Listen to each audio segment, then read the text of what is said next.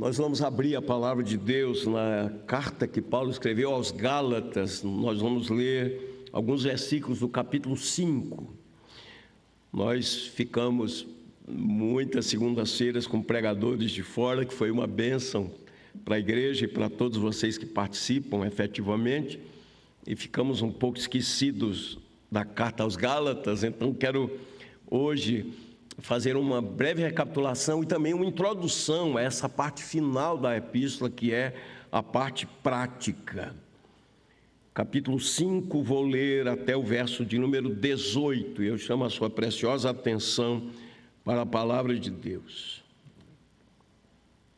Fala a respeito da liberdade cristã, que a liberdade é limitada pelo amor, e então ele introduz o tema tão conhecido das obras da carne e o fruto do Espírito, que será na próxima ministração. Verso 1, Gálatas 5. Para a liberdade foi que Cristo nos libertou. Por isso, permaneçam firmes e não se submetam de novo a julgo de escravidão. Eu, Paulo, lhes digo que se vocês se deixarem circuncidar, Cristo não terá nenhum valor para vocês. De novo testifico a todo homem que se deixa circuncidar, que o mesmo está obrigado a guardar toda a lei. Vocês que procuram justificar-se pela lei, estão separados de Cristo. Vocês caíram da graça de Deus, porque nós, pelo Espírito, aguardamos a esperança da justiça que provém da fé. Porque em Cristo Jesus, nem a circuncisão, nem a incircuncisão tem valor algum, mas a fé que atua pelo amor. Vocês vinham correndo bem. Quem foi que os impediu de continuar a obedecer à verdade? Esta persuasão não vem daquele que o chamou. Um pouco de fermento leveda toda a massa. Tenho confiança no Senhor de que vocês não mudarão a sua forma de pensar, mas aquele que está perturbando vocês, seja ele quem for, sofrerá a condenação. Mas, irmãos, se ainda prego a circuncisão, por que continuo sendo perseguido? Neste caso, estaria desfeito o escândalo da cruz. Quem dera até se mutilassem aqueles que estão perturbando vocês. Porque vocês, irmãos, foram chamados à liberdade, mas não usem a liberdade para dar ocasião à carne, pelo contrário, sejam servos uns dos outros pelo amor. Porque toda a lei se cumpre em um só preceito, a saber, ame o seu próximo como a você mesmo. Mas se vocês ficam mordendo e devorando uns aos outros, tenham cuidado para que não sejam mutuamente destruídos. Digo, porém, o seguinte: vivam no Espírito e vocês jamais satisfarão os desejos da carne. Porque a carne luta contra o Espírito e o Espírito luta contra a carne, porque são opostos entre si, para que vocês não façam o que querem, mas, se são guiados pelo Espírito Santo, vocês não estão debaixo da lei. Até aqui, o verso 18. Hoje à noite eu quero enfatizar especialmente esses versos 16 a 18. Vamos ainda orar ao Senhor. Ó Deus, graças te damos pelo privilégio de nos reunirmos com as nossas portas abertas, de podermos utilizar o equipamento de som, as redes sociais, para pregar a Tua palavra. Nós te agradecemos pela liberdade que temos de culto, mas acima de tudo, nós te agradecemos pela liberdade em Cristo Jesus. Nós fomos transportados do império das trevas. O Senhor quebrou os grilhões, o Senhor nos libertou. Nós somos livres no Senhor Jesus Cristo. Ó Deus, dá-nos a graça de não abrirmos brechas na nossa caminhada cristã. Dá-nos a graça de não darmos lugar à carne, mas que vivamos no Espírito e vivamos para a glória do Senhor, para a honra do Senhor. Ó Deus, eu te agradeço por esses queridos que, depois de um dia de trabalho, de atividades, o corpo já cansado, estão aqui motivados pelo Senhor e querem ouvir a Tua palavra. Então, dá-nos a Tua graça nessa hora, assiste-nos com poder, que essa exposição bíblica seja uma demonstração do Espírito e de poder, que o Teu nome seja glorificado, que a Tua igreja seja edificada e pessoas cheguem ao conhecimento da verdade, pela ação poderosa do Teu Espírito Santo. É assim que nós oramos, Senhor, pelos méritos de Jesus. Amém e amém. Deus seja louvado pela Sua palavra, queridos. Queria começar com uma palavra que eu considero tão boa e tão sábia, atribuída ao Dr. Lloyd Jones. Ele disse: a vida cristã se inicia na graça, continua pela graça e termina com a graça. Então, vida cristã é assim, é a maravilhosa graça de Deus agindo na nossa vida, porque nós cremos pela graça de Deus, não é? Então, cremos assim como ensina a palavra, no amor eterno de Deus. Ele nos amou antes da fundação do mundo. E um dia, na história, na nossa história, o Senhor nos chamou eficazmente. Ele nos convenceu pelo seu Espírito do pecado, da justiça e do juízo. O Espírito Santo nos regenerou. O Espírito Santo nos levou ao arrependimento. O Senhor nos deu fé. Então vejam, queridos, a salvação é obra de Deus do início ao fim. E Ele haverá de nos manter firmes, porque aquele que começou a boa obra em vós há de completá-la até o dia de Cristo Jesus. E absolutamente nada ou ninguém poderá nos separar do amor de Deus que está em Cristo Jesus. Não é maravilhosa essa obra da graça? O Senhor disse por boca de Paulo, na carta aos Efésios, capítulo 1, quando ele começa desde o verso 3, numa doxologia, alguém chamou de uma explosão de louvor, falando da graça de Deus. E lá, caminhando para o final dessa perícope, ele diz: vocês ouviram o evangelho da salvação, creram e foram selados com o Espírito Santo da promessa. O Espírito Santo é o penhor da nossa herança. O Espírito Santo é a garantia de que nós pertencemos ao Senhor. Então, queridos, estamos seguros nas mãos de Deus. Bendito seja o nome do Senhor. Assim nós cremos à luz das Escrituras Sagradas. Uma breve recapitulação aqui para aqueles que estão acompanhando a exposição na carta aos Gálatas e aqueles que estão começando agora. Nós temos 6 capítulos na Epístola aos Gálatas e nós temos uma parte doutrinária nos primeiros 4 capítulos e uma parte prática que fala sobre vida cristã, ética cristã nos capítulos 5 e 6. Nós podemos então dividir assim, os capítulos 1º e 2º. O apóstolo Paulo se apresenta como o apóstolo da liberdade.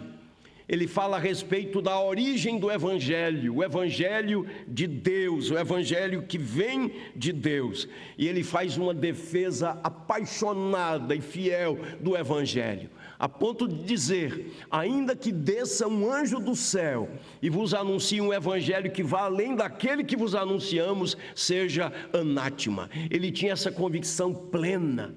E quando você lê,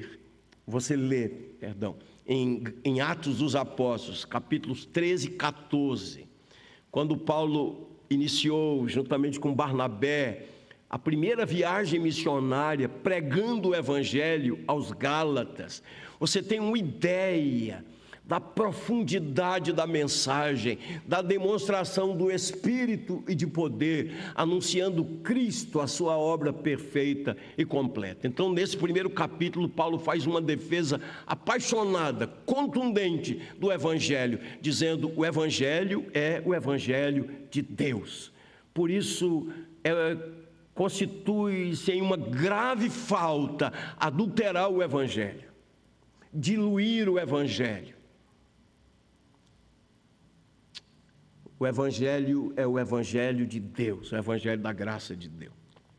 Nos capítulos 3º e 4º, nós temos o ensinamento sobre a doutrina da liberdade. Ele fala a respeito do Evangelho da graça de Deus, e ele traz aqui o grande nome do patriarca Abraão, muito amado pelos judeus, para provar que Abraão não foi justificado pelas obras da lei. Ora, Abraão viveu antes da lei, mas ele foi justificado pela fé. Ele creu e ele foi então justificado. E nos capítulos 5 e 6, Paulo escreve pelo Espírito Santo falando sobre a vida da liberdade, ou seja, é a aplicação do Evangelho. Uma vez que o Evangelho é uma obra de Deus, que a graça de Deus nos alcançou, então a vida cristã é uma vida vivida pela graça, é uma vida que deve ser vitoriosa. Pegando o ensinamento de Paulo na carta aos Efésios, ele começa o capítulo 4, que é a parte prática da carta, dizendo: rogo-vos, pois eu, prisioneiro no Senhor, que andeis por modo digno da vocação a que foste chamados. Então, queridos, Deus nos chama à liberdade, uma vida nova nesse mundo caído. Então nós precisamos da graça de Deus. E como vamos ver daqui a pouco, o Espírito Santo é quem nos dá poder e graça. É Ele quem produz o fruto na nossa vida. É o Espírito Santo quem nos ilumina, nos ensina, nos encoraja, nos dá poder. É o Espírito Santo quem abre os olhos do nosso coração para compreendermos a palavra de Deus. E é uma vida cheia do Espírito Santo, que é uma vida vitoriosa para a glória de Deus. Ainda nessa recapitulação, eu queria destacar aqui 4 temas, que são os temas principais em toda a epístola de Paulo aos Gálatas. O primeiro tema é que em Cristo Jesus nós somos livres. Conhecereis a verdade e a verdade vos libertará. Verdadeiramente, em Cristo nós somos livres. E a liberdade cristã é o tema central desta epístola. Paulo fala aqui, inspirado pelo Espírito Santo, a respeito da libertação da escravidão, do legalismo. É o Senhor quem promove essa libertação. Legalista é todo aquele que procura obter a salvação pelos seus próprios méritos, pelo seu esforço, como se a salvação fosse um prêmio merecido. E a Bíblia ensina que salvação é graça. Deus amou os indignos. Cristo morreu pelos inimigos do seu Pai. Deus estava em Cristo, reconciliando o mundo consigo mesmo. Quando a gente estuda uma carta como essa aos Gálatas, quando Paulo está contrastando constantemente graça e lei, que a gente não caia no erro de pensar mal da lei. Queridos, a lei é santa, justa e boa. Não há um problema com a lei, o problema está em mim. Eu é que sou o problema, né? A lei é santa, ela é justa, ela é boa. No entanto, o que é que Paulo está ensinando aqui, e que naquele primeiro século era importante, quando os judaizantes estavam invadindo as igrejas cristãs com outro evangelho, impondo um fardo sobre os cristãos. O que Paulo está dizendo aqui é que, embora a lei seja santa, justa e boa, ela impõe uma maldição sobre aqueles que não a obedecem plenamente. Porque quando um mandamento é quebrado, todos são quebrados. E como é que a gente vai receber o favor de Deus? Pelas obras da lei. Então, a Bíblia diz, e essa é uma das belezas do Evangelho, Cristo tomou sobre si a maldição da lei para nos libertar da maldição da lei. Louvado seja o nome do Senhor, queridos. E essas verdades do Evangelho deveriam pulsar em nosso coração com gratidão. Agora, é preciso entender também, e esse ponto é fundamental, que a liberdade cristã não é sinônimo de anarquia, de licenciosidade, como alguns interpretam erroneamente a doutrina da perseverança dos santos, que diz: uma vez salvos, salvos para sempre. Então se eu estou salvo, eu vou viver uma vida libertina porque eu já estou garantido. Nada disso. Quem pensa assim jamais compreendeu o Evangelho da graça de Deus. Muito pelo contrário, quando o Espírito Santo ilumina os olhos do nosso coração e mostra a podridão do pecado, mostra o quanto o nosso velho homem é podre, o quanto o nosso velho homem se opõe à verdade de Deus, à vontade de Deus, à santidade de Deus. E a gente percebe: o Senhor me amou, Cristo me substituiu, a maldição veio sobre Ele, a ira santa de Deus veio sobre Ele, e Ele me deu da sua justiça. Queridos, a vida de santidade é uma vida de gratidão, uma vida de consagração. É quando o salvo diz: eu quero viver os dias da minha vida para a glória de Deus, eu quero agradar a Deus, eu quero viver para honrar a Deus. E como é que vamos viver assim?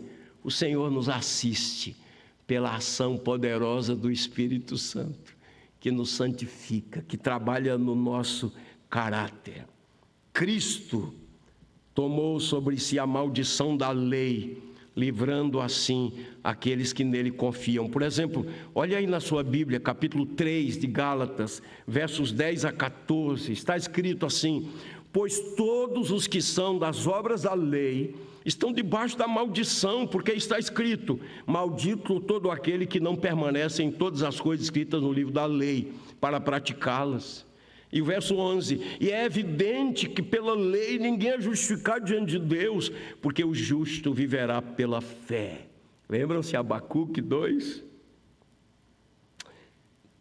Texto central na reforma do século XVI. Ora, a lei não procede de fé, mas aquele que observar os seus preceitos, por ele viverá. E aí vejam, versos 13 e 14: Cristo nos resgatou da maldição da lei, fazendo-se Ele próprio maldição em nosso lugar, porque está escrito: maldito todo aquele que for pendurado no madeiro, para que a bênção de Abraão chegasse aos gentios em Cristo Jesus, a fim de que recebêssemos pela fé o Espírito prometido. Então, a liberdade cristã não é sinônimo de anarquia, não é sinônimo de licenciosidade. E nós vamos perceber assim, honestamente, que nós andamos em uma linha tênue entre o legalismo e a licenciosidade, né? Nós estamos ali, nos equilibrando. E como permanecer firme nessa linha tão tênue? Assistidos pelo Senhor, sustentados pelo Senhor, alimentados pela palavra, alimentados, fortalecidos pelos meios de graça, fortalecidos na comunhão dos santos, dos crentes, nos cultos públicos. Por isso que essa ideia do desigrejado é absolutamente antibíblica, porque nós somos um corpo, nós somos membros uns dos outros, nós somos fortalecidos mutuamente, nós crescemos e nos ajudamos mutuamente, oramos uns pelos outros, aprendemos a levar as cargas uns dos outros. Então o Senhor nos dá a graça. O apóstolo Paulo, que tinha uma consciência grave, séria, de que não era digno sequer de ser chamado apóstolo, ele diz: eu alcancei, eu obtive misericórdia. Ele diz: o Senhor salvou o principal dos pecadores, mas pela graça de Deus ele terminou os seus dias dizendo: combati o bom combate, completei a carreira e guardei a fé. Já agora a coroa da justiça me está reservada, a qual o Senhor, reto juiz, me dará naquele dia, e não somente a mim, mas a todos quantos amam a sua vinda. Louvado seja o nome do Senhor, queridos. Esse é o evangelho da graça, né? A liberdade nos capacita a obedecer a Deus espontaneamente. O Senhor fez essa obra na minha vida. Eu quero viver os dias da minha vida para a glória do Senhor. Como ensinaram os reformadores, coram Deus, vivendo na presença de Deus. Estou na presença de Deus. E que as palavras dos meus lábios, o meditar do meu coração, sejam agradáveis na sua presença. Portanto, quer comais, quer bebais, ou façais outra coisa qualquer, fazei tudo para a glória de Deus. Que seja assim nossa vida, meus queridos irmãos. Então, o primeiro tema da carta aos Gálatas, a liberdade cristã. Segundo tema é exatamente esse, da justificação pela fé. A salvação exclusivamente pela graça. Esse foi o grande tema dos reformadores no século XVI. Martinho Lutero, tendo seus olhos abertos, estudando a carta aos Romanos, mas os reformadores estudaram também a carta aos Gálatas, compreendendo assim o verdadeiro evangelho, o evangelho da graça. E Paulo ensina aqui algo precioso. Abraão, o pai da fé, não foi justificado pelas obras, mas pela fé. Então, foi uma pergunta que eu fiz aqui em uma das exposições. Então, qual a razão de ser da lei? Se ninguém pode obedecer à lei, se ninguém pode ser salvo pela obediência à lei, então por que Deus deu a lei? Qual o propósito da lei? Queridos, o propósito da lei não é salvar. O propósito da lei é convencer o ser humano do seu pecado. É mostrar o quanto o ser humano é indigno, o quanto ele está aquém do propósito de Deus. Mas a lei também é aquela que nos toma pela mão e nos leva ao Salvador. É isso que Paulo diz, chamando a lei de o aio, o pedagogo, aquele que nos leva a Cristo Jesus. É a lei que nos leva a Cristo. A lei nos confronta. E quando nós somos confrontados com a lei, nós reconhecemos, somos pecadores, somos indignos, não podemos satisfazer a justiça de Deus. Mas aí a lei aponta para Cristo. O fim da lei é Cristo para a justiça de todo aquele que crê. Disse um servo de Deus: o verdadeiro filho de Abraão não é aquele que tem o sangue de Abraão correndo nas veias, mas o que tem a fé de Abraão habitando em seu coração, pois a salvação não se baseia na obra que fazemos para Deus, mas na obra que Deus fez por nós em Cristo Jesus. Por isso Jesus bradou na cruz, uma das palavras da cruz, está consumado, ou seja, tudo está feito. Ele satisfez a justiça de Deus. E agora, justificados por meio da fé, temos paz com Deus por meio do nosso Senhor Jesus Cristo. E olha que palavra maravilhosa, Paulo diz assim no capítulo 5 da carta aos Romanos e no capítulo 8: agora, pois, nenhuma condenação há para os que estão em Cristo Jesus. Nós cantamos um hino no Novo Cântico que diz assim: não sei por que de Deus o amor a mim se revelou. Como é que Deus pode amar? E agora eu estou dizendo sério aqui para mim mesmo. Como é que Deus pode amar uma pessoa como eu? Uma pessoa tão indigna como eu? É um grande mistério. Mas foi amor, foi graça. Nós precisamos entender isso, queridos. E esse evangelho da graça nos humilha, porque nós, seres humanos, somos orgulhosos, vaidosos. Nós queremos merecer o favor de Deus. E parece-me que tem sido difundido aí um tipo de evangelho que é assim: Deus está obrigado a me atender, porque eu estou cumprindo determinadas fases da vida. Eu estou fazendo determinados sacrifícios. Então, é como se pudéssemos emparedar o Senhor Deus. Ele agora está obrigado. Queridos, tudo que Deus faz é de acordo com a sua soberania, com a sua livre vontade e para o louvor da sua glória. Se Ele amou você e você tem essa convicção, é graça. Bendiga o nome de Deus. Não pense que há algum merecimento. Não, Deus olhou para mim e Deus viu. Que pessoa maravilhosa que eu sou. Nada, queridos. Quando Deus olha para nós, sem o sangue de Cristo, sem a intercessão de Cristo, sem a justiça de Cristo, Ele só vê incredulidade, rebelião, dureza de coração. Mas quando o Senhor completou a sua obra na cruz, Ele triunfou sobre Satanás, esmagou a cabeça da serpente. Ele venceu a morte, Ele ressuscitou. E Ele é poderoso para nos dar vida, e vida com abundância. Ele nos declara sem culpa diante do justo juiz. Essa foi uma grande questão teológica levantada no passado e bastante relevante. Não seria Deus injusto, justificando os pecadores? Onde é que está a justiça de Deus? Como é que Ele pode justificar pecadores? Ele que é um Deus santo, tão puro de olhos que não pode ver o mal. Mas a justiça de Cristo, queridos, ela nos é imputada, ela nos é atribuída. O que fez o Senhor? Ele tomou o nosso lugar. Ele levou sobre si nossas iniquidades, nossas enfermidades.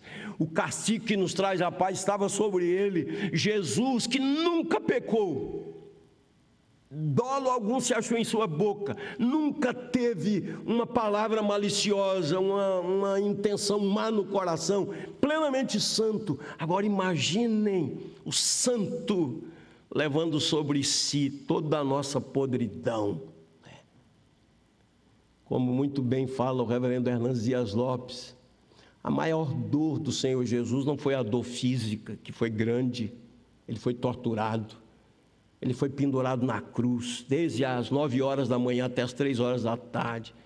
Ele sofreu fisicamente, pregado ali. Imagine a lei da gravidade pressionando, não é?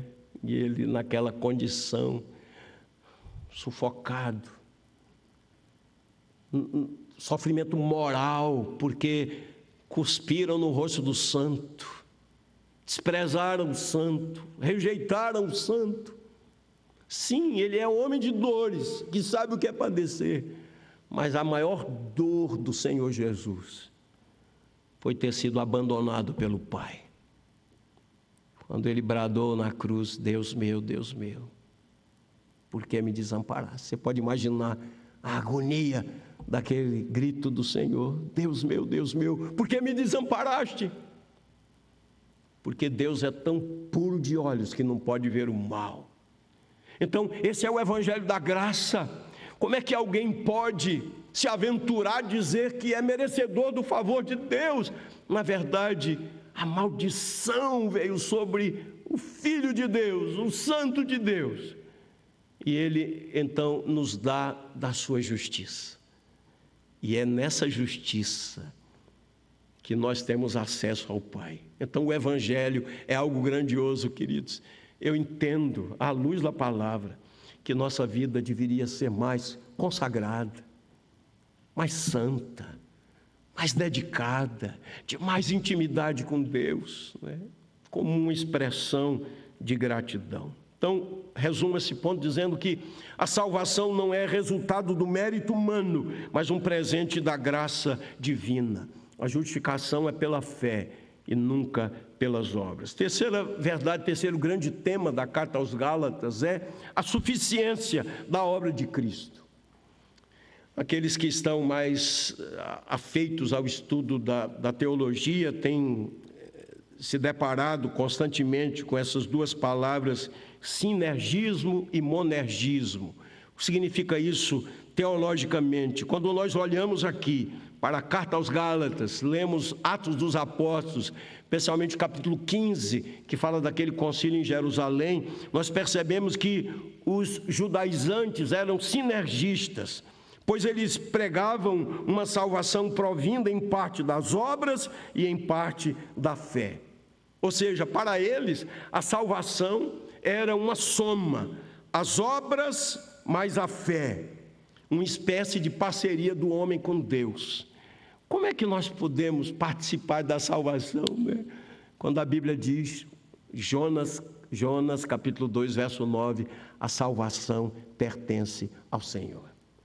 Então os judaizantes estavam pregando um outro evangelho, as obras mais a fé, ou seja, estavam dizendo que Cristo não é suficiente.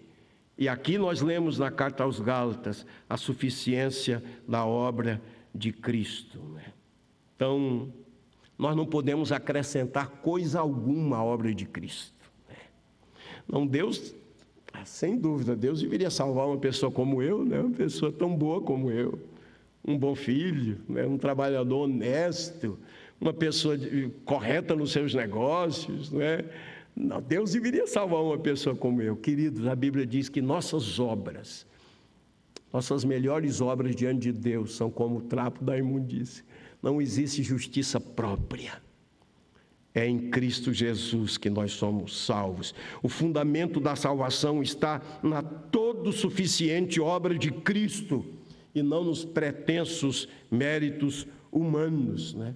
Agora vejam, à luz do que Paulo ensina aqui aos Gálatas, que estavam sendo bombardeados pelos judaizantes, dizendo que a justificação não é pela fé somente. Imaginem, se a circuncisão e o ritual judaico fossem a base da aceitação do pecador por parte de Deus, então Cristo teria morrido em vão, né? Como lemos aqui no capítulo 2, verso de número 21. Não anulo a graça de Deus, pois se a justiça é mediante a lei, segue-se que Cristo morreu em vão.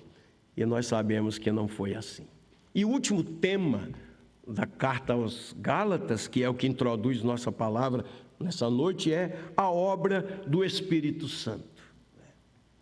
A obra maravilhosa do Espírito Santo. E é sobre isso que Paulo fala, capítulos 5 e 6. Como a justificação não resulta do esforço da carne, mas da obra de Cristo, a santificação não resulta do esforço da carne, mas da ação do Espírito Santo. Entendam isso, é fundamental. O poder para uma nova vida não vem de dentro, mas vem do alto. É do alto. Não das obras da lei, mas do poder do Espírito Santo.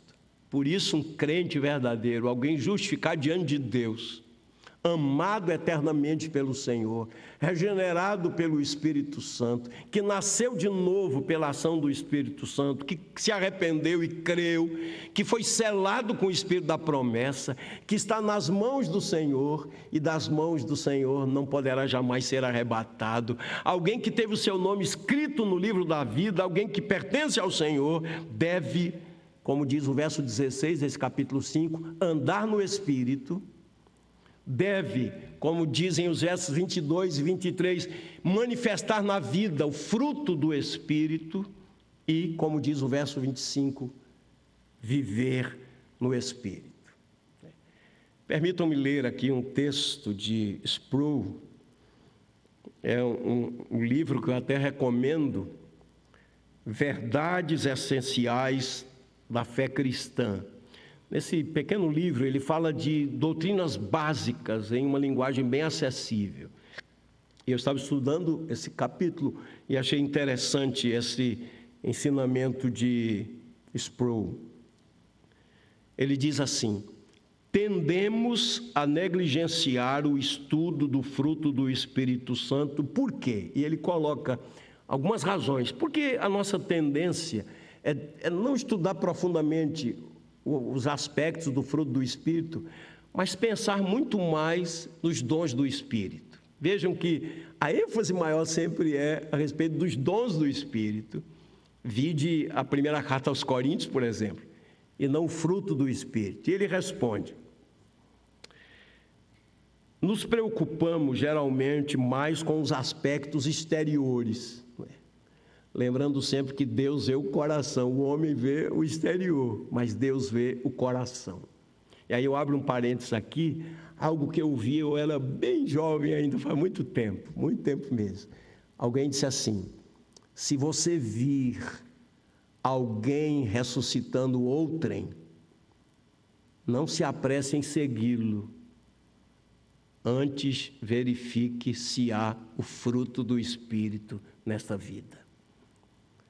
Porque o que deve caracterizar um cristão verdadeiro são os aspectos do fruto do Espírito Santo em sua vida. Então, Sproul diz, por que não nos interessamos muito por esse assunto? É porque nos preocupamos muito mais com o aspecto externo do que com o interno. Ele diz mais, nos preocupamos mais com os dons espirituais. E diz mais, e reconhecemos que muitas pessoas incrédulas exibem as virtudes espirituais melhor do que os cristãos. Olha que pancada que ele nos dá aqui. Às vezes nós conhecemos incrédulos que são maridos melhores do que maridos que estão na igreja. Incrédulos que são filhos melhores do que filhos que estão na igreja. Incrédulos que são trabalhadores melhores do que trabalhadores que frequentam a igreja. Tem uma anomalia aqui, não é? Continuando com Sproul, ele diz: é mais fácil medir a espiritualidade por fatores exteriores do que pelo fruto do Espírito Santo. Se você tem na igreja uma pessoa muito operosa, que faz tudo, está sempre ali, a gente diz, que pessoa espiritual, né? E na verdade, pode ser apenas ativismo, se nesta vida faltam os aspectos do fruto do Espírito Santo. Sproul diz mais, podemos ter os dons espirituais e mesmo assim ser imaturos, como era o caso da igreja de Corinto, né? E ele conclui dizendo, existe uma diferença qualitativa entre a presença das virtudes espirituais nos incrédulos e nos crentes. Nos incrédulos, a virtude demonstra um mero esforço humano. Nos cristãos, as virtudes espirituais representam o Deus Espírito Santo produzindo um fruto espiritual numa medida além da capacidade humana. É assim que faz o Espírito Santo de Deus. Agora olhem comigo para o capítulo 5. Eu vou apenas introduzir, como eu disse, e a gente vai falar das obras da carne, do fruto do Espírito, na próxima exposição. Olhem comigo, capítulo 5. Verso 1 resume o tema principal que Paulo vinha demonstrando pelos argumentos anteriores. Ele diz, o verso 1, foi para a liberdade que Cristo nos libertou. Agora, olhando aí para o verso 2, ele diz que nós devemos, o que nós devemos fazer por causa disso, uma vez que foi para a liberdade que nós fomos chamados. O verso 2 diz, portanto, permaneçam firmes e não se deixem submeter novamente a um jugo de escravidão. O que é que Paulo está ensinando aqui? Positivamente, que os crentes devem permanecer firmes na liberdade que possuem em Cristo. E negativamente, eles devem resistir a todas as tentações de colocá-los debaixo da escravidão novamente. Então, caminhando para o final, Jesus é a primeira pessoa por trás da justificação. Então, sempre guardemos isso e tenhamos uma gratidão especial ao Senhor Jesus. Ó Senhor, é por causa do Senhor, da sua vida, antes da sua encarnação, antes aqui na história, porque é desde a eternidade, por causa da sua vida e da sua obra perfeita e completa, por causa da sua ressurreição, que eu sou justificado. Paulo escreveu Romanos 4:25. Cristo morreu por causa das nossas transgressões e ressuscitou por causa da nossa justificação. Então, Jesus é a primeira pessoa por trás da justificação. O Espírito é a primeira pessoa por trás da santificação. Nós somos santificados no Espírito. Nós não podemos nos salvar pelos nossos próprios esforços, não podemos ser santificados pelos nossos próprios esforços. A vida cristã é vivida sob a direção e o poder do Espírito Santo. Então, a grande ênfase de Paulo aqui é: em Cristo nós temos liberdade, vida livre. Nos livramos da maldição da lei, da escravidão do pecado, do império das trevas. O Senhor nos libertou do poder do pecado em Cristo Jesus. Estávamos sob servidão, sob a maldição, sob a condenação da lei, mas Cristo nos libertou dela.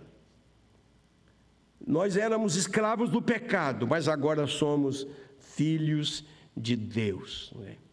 Agora, quando a gente olha para o apóstolo Paulo, e pensando agora lá no primeiro século, para aqueles irmãos que originalmente receberam essa carta, mas aplicando a nós também, cada vez que Paulo escreve a respeito da liberdade, ele acrescenta advertências.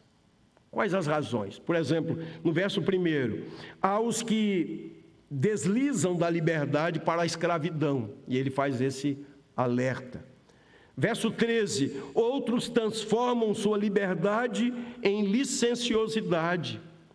E esse foi o tema que Paulo abordou no relacionamento entre os cristãos, versos 13 a 15.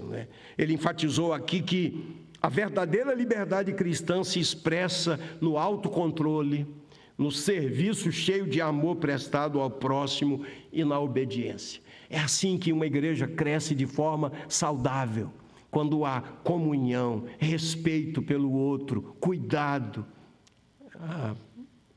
serviço de amor prestado em favor do próximo e obediência ao Senhor. E aí vem a pergunta: como é possível viver assim? E a resposta é pela ação do Espírito Santo. É pela ação poderosa do Espírito Santo. Então, olhando agora para o verso 16, nós temos aqui um comando. A palavra diz: andai no Espírito. Olhem comigo, verso 16. Andai no Espírito, ou nessa versão NAA, vivam no Espírito, e jamais satisfarão os desejos da carne. Falando aqui aos jovens, Salmo 119, de que maneira poderá o jovem guardar puro o seu caminho? Observando segundo a tua palavra. Para todos nós, nesse mundo caído, pervertido e perverso, como viver em santidade? Pela ação poderosa do Espírito. Andai no Espírito, esse é o comando. Nós temos aqui o imperativo: andai no Espírito, e jamais satisfareis as concupiscências da carne. A palavra carne que Paulo utiliza aqui é em referência àquilo que somos por natureza. Está falando aqui da hereditariedade, a nossa condição caída. Eu nasci na iniquidade, em pecado me concebeu minha mãe. Nós nascemos debaixo do pecado, isso é carne. Ele diz: andem no Espírito e jamais satisfarão as concupiscências da carne. E o Espírito aqui é uma referência ao próprio Espírito Santo, que nos regenera, que nos renova e que nos dá uma nova natureza e que permanece em nós. Não é maravilhoso isso? Então, o Espírito de Deus nos regenerou, Ele nos conduziu ao novo nascimento, Ele aplicou em nós a obra de Cristo, Ele permanece em nós. Ele nos ilumina, nos ensina, nos encoraja, nos dá poder e produz na nossa vida o fruto do Espírito Santo. Razão pela qual há um outro comando, está em Efésios 5,18, que conhecemos tão bem: não vos embriagueis com vinho no qual há dissolução, mas enchei-vos do Espírito Santo. O que o texto está dizendo aqui, esse é o conflito cristão. Existe uma luta ferrenha, uma batalha entre os desejos do Espírito e os desejos da carne, que alguém chamou aqui de uma guerra civil interna. Os desejos do Espírito Santo e os desejos da carne. Andai no Espírito e jamais satisfareis as concupiscências da carne. O verbo andar traz a ideia de um andar contínuo, fala de progresso, é continuar firme, olhando para o autor e consumador da fé. Não é uma vida assim como nos ensina o livro de Juízes, uma vida de altos e baixos, não. Mas como ensina Pedro, segunda carta, 3, crescendo na graça e no conhecimento do nosso Senhor Jesus Cristo. O Espírito Santo é a fonte de uma vida santa. E nós podemos orar ao Pai, em nome de Cristo, sob a direção do Espírito Santo, e pedir: Senhor, que eu seja cada vez mais parecido com Jesus. Que a minha vida manifeste a beleza de Cristo. Cantávamos no passado distante um canto que disse: que a beleza de Cristo se veja em mim. Quando você olha para Atos dos Apóstolos, capítulo 4, Pedro e João estão presos, estão perante o Sinédrio, sendo intimidados por aqueles homens cheios de autoridade. E eles, diz o texto, Lucas registra, versículo 13, que os homens do Sinédrio ficaram admirados, porque Pedro e João eram homens iletrados, incultos, e eles ficaram impressionados com a ousadia deles, com a intrepidez deles. Mas Lucas completa: e viram neles as marcas da convivência com Jesus. A nossa versão diz: reconheceram que haviam eles estado com Jesus. Por que em Antioquia os do caminho foram chamados pela primeira vez de cristãos? Porque se identificavam com o Senhor Jesus. Ó, queridos, essa é a nossa vida. E bendito seja o Senhor, que o Espírito Santo nos ajuda. Ele nos fortalece, Ele nos ensina. Então que seja esse o alvo da nossa vida, todos os dias, uma vida cheia do Espírito Santo. Paulo está dizendo aqui que se andarmos no Espírito, jamais satisfaremos as concupiscências da carne, as inclinações da carne. Nós podemos dizer não à carne, em nome do Senhor Jesus Cristo. Nós não precisamos viver uma vida mundana, porque estamos em um mundo caído, porque nós somos habitados pelo Espírito de Deus. E maior é aquele que está em nós do que aquele que está no mundo, queridos. Nós podemos fazer como José, que disse não à mulher de Potifar, pela graça maravilhosa do Senhor, queridos. Que Ele nos abençoe. Então, o primeiro ponto que eu queria destacar era exatamente esse.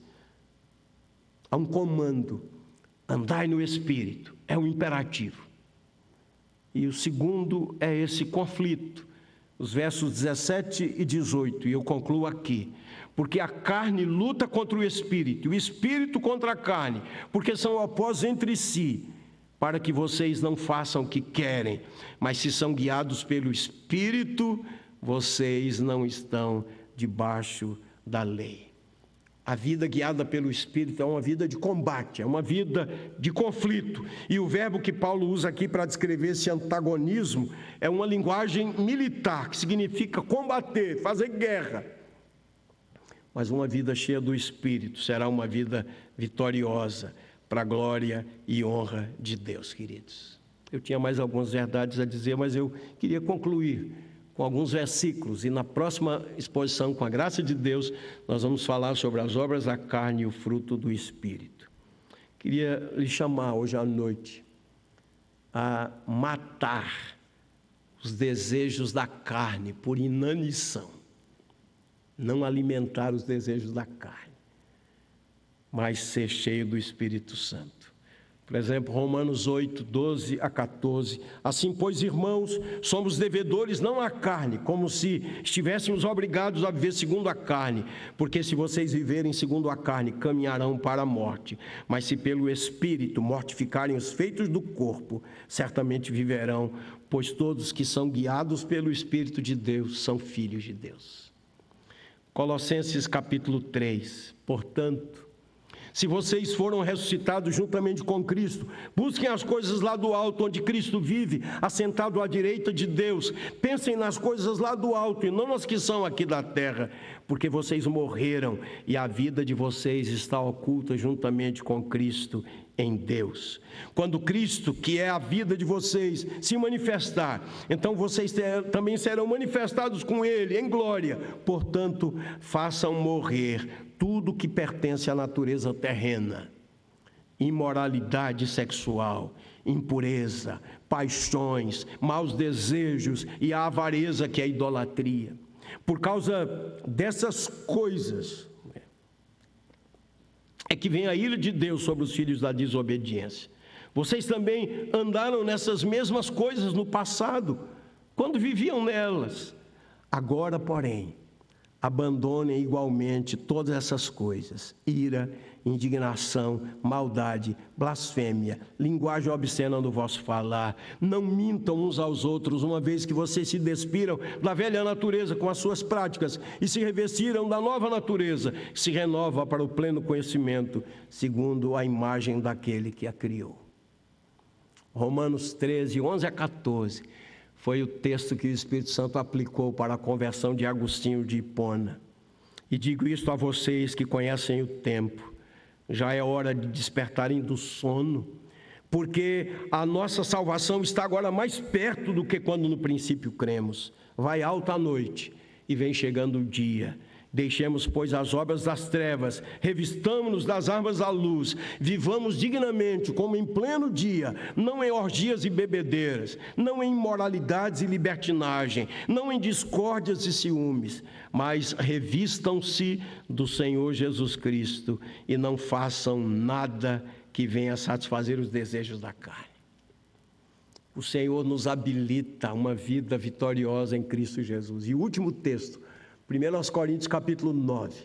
Estamos nesse conflito, como tantas vezes ensinou e ensina ainda o querido pastor Francisco Leonardo. Nós devemos exercitar os músculos da fé, queridos. Olha essa palavra de Paulo e eu termino com ela. Vocês não sabem que os que correm no estádio, todos na verdade correm, mas um só leva o prêmio? Corram de tal maneira que ganhem o prêmio. Todo atleta em tudo se domina, aqueles para alcançar uma coroa corruptível, nós, porém, a incorruptível. Assim, corro também eu, não sem meta, assim luto, não como desferindo golpes no ar, mas esmurro meu próprio corpo e o reduzo à escravidão, para que, tendo pregado a outros, não venha eu mesmo a ser desqualificado. Queridos, salvação é obra de Deus, santificação é obra de Deus, mas Deus disponibilizou os meios de graça. Devemos viver cada dia da nossa vida para o agrado do Senhor, na dependência dEle. Vida de oração, vida na palavra. Precisamos ler a Bíblia. É um desafio ler a Bíblia toda, ao menos uma vez por ano. Não apenas ler, mas meditar, guardar no coração, dar testemunho, congregar-se com os irmãos, crescer espiritualmente. Queridos, nós estamos em guerra, mas nós somos mais do que vencedores por meio daquele que nos amou. Então, ao Senhor toda glória, honra e louvor. Amém, amém.